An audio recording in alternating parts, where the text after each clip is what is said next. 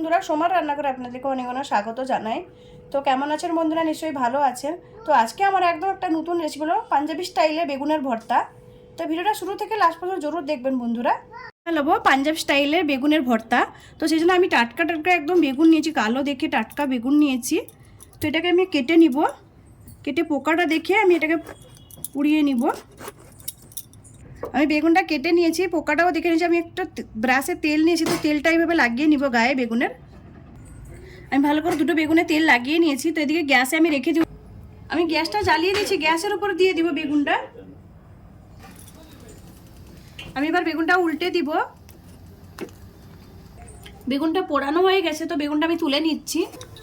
আমার এখানে বেগুনে ভর্তার জন্য কি কি লাগবে আমি দেখিয়ে দিব। আমি নিয়েছি এখানে ধনেপাতার কুচি, আমি নিয়েছি কড়াইশুঁটি, পেঁয়াজ কুচি নিয়েছি, টমেটো গ্রেট করে রেখেছি, কাঁচা লঙ্কা কুচি নিয়েছি।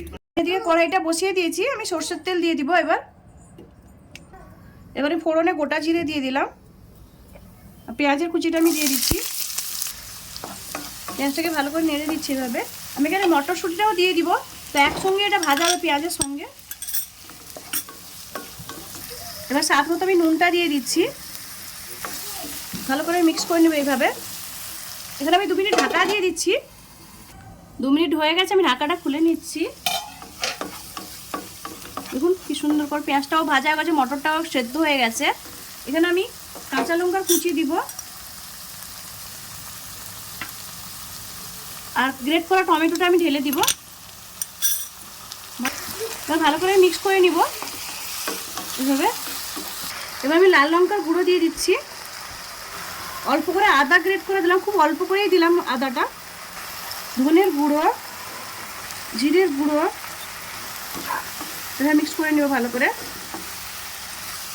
এবারে আমি একটু ধনেপাতার কুচি দিয়ে দিব মশলার মধ্যেই, এটাকে দিয়েও ভালো করে মিক্স করে নিব। এটাকে আবার আমি 2 মিনিট ঢাকা দিয়ে দিব এইভাবে। 2 মিনিট হয়ে গেছে, ঢাকাটা খুলে নিচ্ছি। মশলাটা আমার রেডি হয়ে গেছে, দেখুন কি সুন্দর করে গলে গেছে মশলাটাও, মটরটাও খুব সুন্দর করে গলে গেছে একদম। এবার আমি বেগুনটা দিই। তো বেগুনটা আমি এখানে খোসা ছাড়িয়ে পরিষ্কার করে রেখেছি, বেগুনটা আমি দিয়ে দিচ্ছি। এভাবে ভালো করে মিক্স করে নেব বেগুনটাকে,